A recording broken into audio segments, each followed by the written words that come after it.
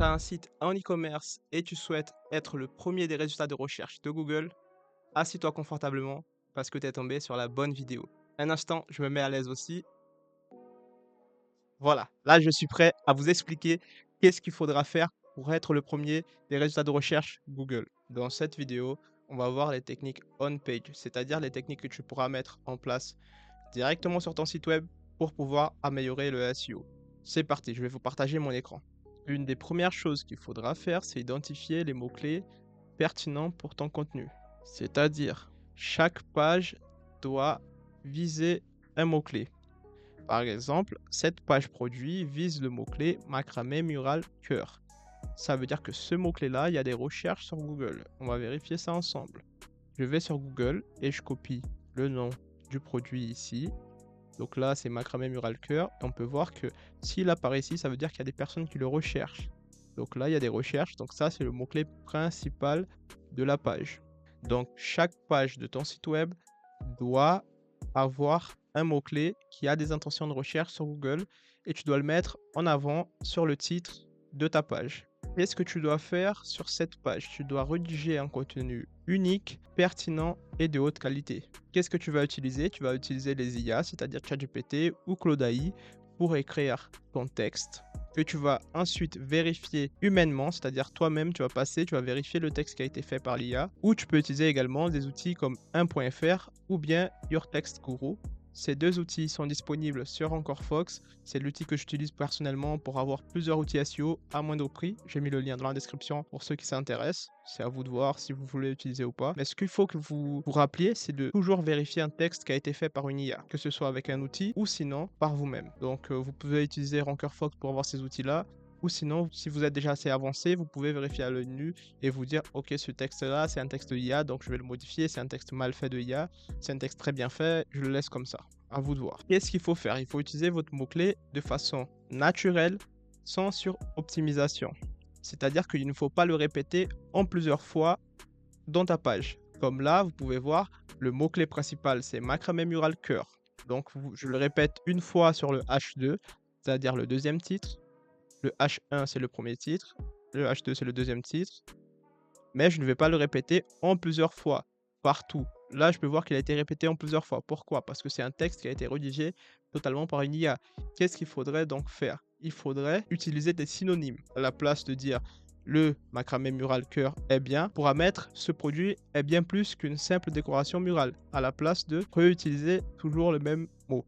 Un contenu plus long et détaillé a tendance à mieux se classer sur Google. Donc, essaie vraiment de toujours bien détailler chaque contenu que tu fais sur ton site e-commerce.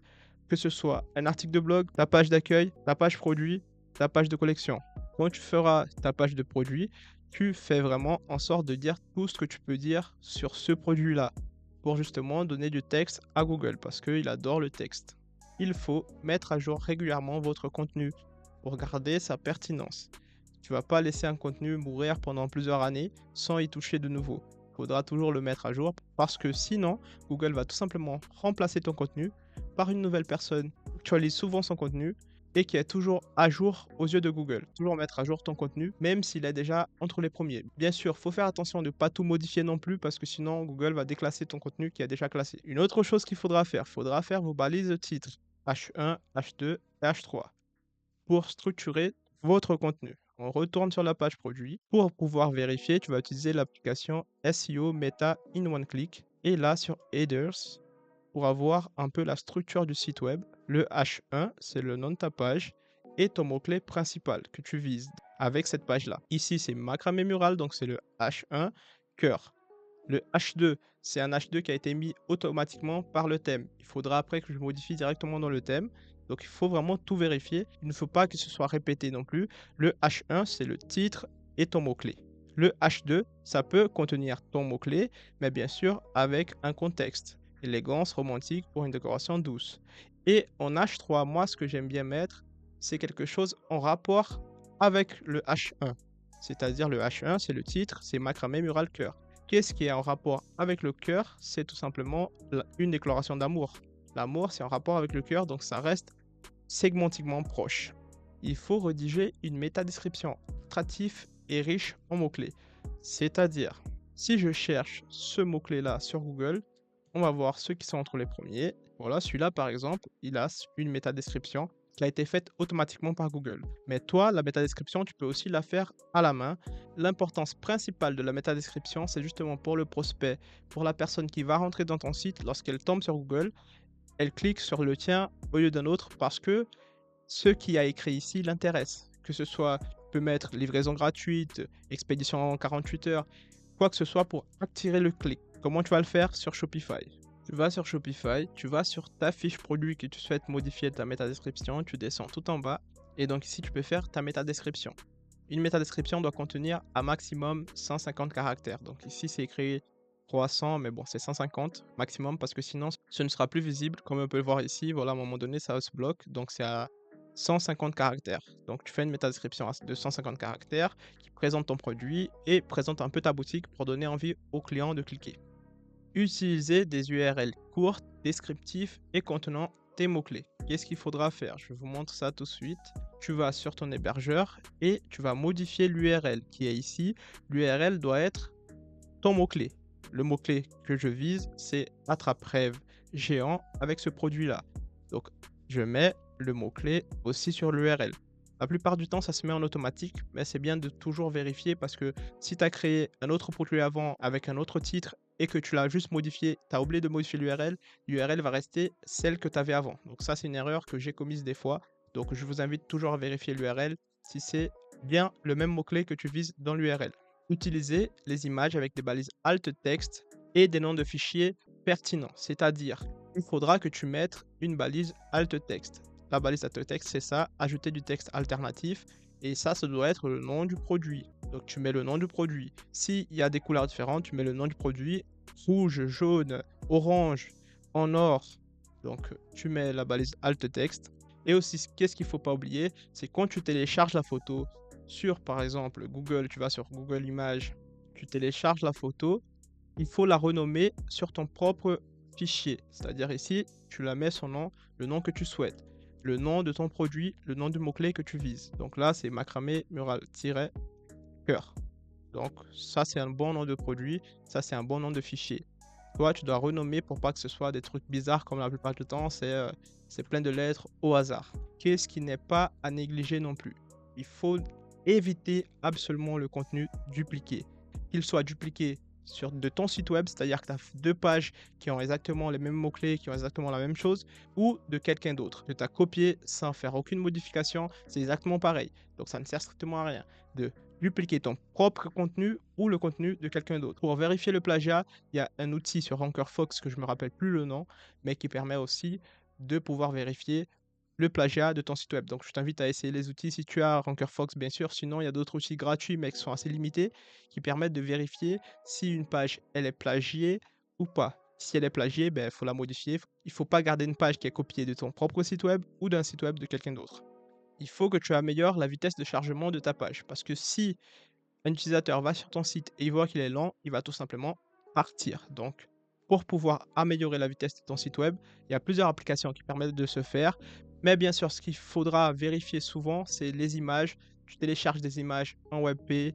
Si l'image n'est pas en WebP directement, elle est dans d'autres formats, convertis avec des convertisseurs. Il y en a plein. Tu utilises JPEG vers WebP. WebP, c'est les images vraiment les plus optimisées. Donc, il faut que tes images de ton site web soient en WebP. Si tu utilises Shopify, tu auras beaucoup moins de soucis. Il y a aussi un conseil que je peux vous donner, c'est de ne pas télécharger plusieurs applications, que tu sois sur WordPress ou Shopify. Tu télécharges seulement les applications qui te sont vraiment utiles.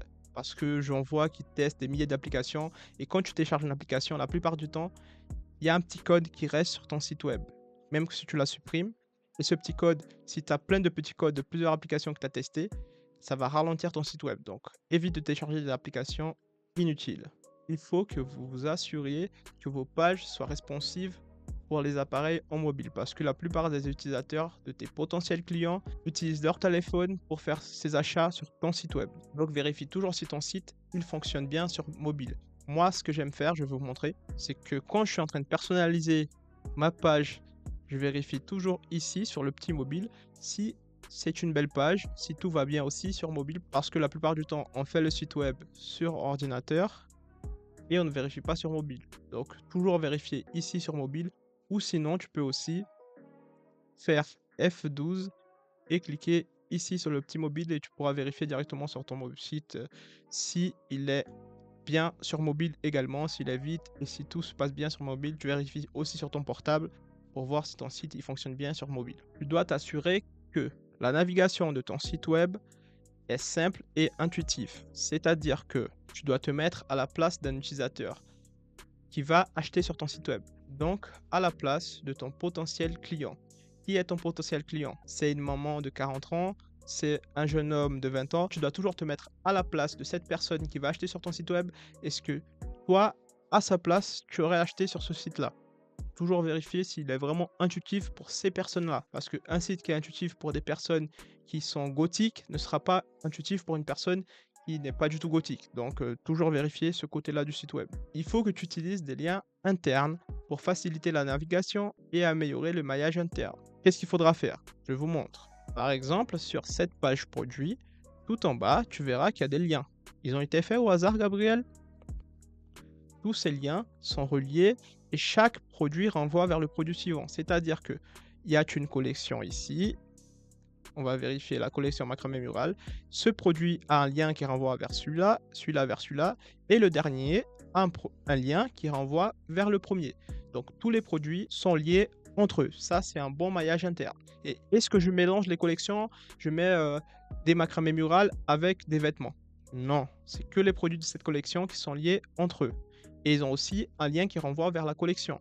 Pour vraiment faciliter la tâche pour Google, quand il va vérifier ta page, elle verra qu'il y a plein de liens et elle va pouvoir vérifier assez facilement lorsqu'elle va tourner. Par exemple, elle va cliquer ici, elle va voir qu'elle renvoie vers un lien vers le produit suivant. Le produit suivant on renvoie vers un autre, et ainsi de suite. Et elle a aussi un lien qui renvoie vers la collection mère, c'est-à-dire macramé mural, c'est ça, et un lien qui renvoie vers la page d'accueil. Donc, à toi de voir comment tu souhaites faire ton maillage interne, mais c'est toujours important sur tes pages de mettre des liens pertinents. Si tu fais un article de blog qui parle de comment faire un macramé mural, tu pourras renvoyer un lien vers ton autre article de blog qui indique qu'est-ce qu'un macramé mural. Si donc tu as fait deux articles similaires, tu renvoies toujours un lien d'un vers l'autre, pas bien sûr répéter toujours les mêmes fois, mais renvoyer de façon naturelle des liens des articles qui sont pertinents entre eux. Lier des sources externes de haute autorité, c'est-à-dire que quand tu vas faire ton article de blog, il faudra que tu renvoies un lien vers Wikipédia, vers Larousse, je ne sais pas, quelque chose d'autorité, un autre site d'autorité. Parce que Google ne veut pas que ton site soit seulement un site tout seul, fermé. Il veut que ton site soit lié à d'autres sites d'autorité. Donc toi, quand tu fais un article de blog, tu renvoies toujours un lien vers un autre site d'autorité, pas à un concurrent bien sûr, mais à un site d'autorité. Un site d'autorité, voilà, tu as Wikipédia, tu as plusieurs sites d'autorité, Larousse, Elle, je sais pas. Quand tu fais un article de blog, tu lis toujours vers un autre site d'autorité pour dire justement que tu n'es pas un site fermé, tu travailles avec les meilleurs, tes sources sont fiables, pour pas qu'ils se disent « Ok, ce gars-là, il dit que de la merde ». On ne sait pas ce qu'il veut dire. Donc, tu lis toujours vers un site d'autorité. Tu dois toujours réparer ou supprimer les liens brisés sur ton site web. C'est-à-dire, encore une fois, que si ce lien-là, quand je clique sur ce lien-là, il renvoie vers une page 404, c'est une erreur. Tu ne dois pas faire ça. Donc, tu dois toujours vérifier tes liens, chaque lien de ton site web, que ce soit sur tes pages produits, sur ton article blog, partout. Il ne doit pas avoir d'erreur, ça 404. Parce que déjà, pour l'utilisateur, c'est très mauvais. Quand l'utilisateur va rentrer et va tomber sur une page 404, qu'est-ce qu'il va faire? Est-ce qu'il va rester longtemps? Non, il va quitter directement la page. Donc ça, c'est un signal horrible pour Google. Donc toujours quand tu as une page 404, tu retires cette page et tu remplaces par une page qui fonctionne. Donc là, par exemple, tu cliques ici et c'était une erreur 404. Tu changes le lien, tu vas sur Shopify et tu vas modifier ton lien. Donc là, j'ai pas d'erreur 404, mais je ne peux pas vous montrer un exemple exactement. Mais si tu as des erreurs 404 sur ton site web, modifie immédiatement et renvoie vers un lien qui fonctionne. Parce que c'est mauvais pour l'utilisateur, pour Google, pour tout le monde. Évite de garder des erreurs 404 sur ton site web. J'espère que tu as aimé la vidéo. J'ai vraiment essayé de détailler chaque point et de la façon la plus simple pour que tout le monde puisse comprendre. J'espère vraiment que cette vidéo a pu t'éclaircir sur certains points. Avant de partir, J'ai fait un plan d'action, celui qui m'a permis de passer de 0 à 10 000 euros. J'ai mis le lien dans la description. On se retrouve là-bas. Salut!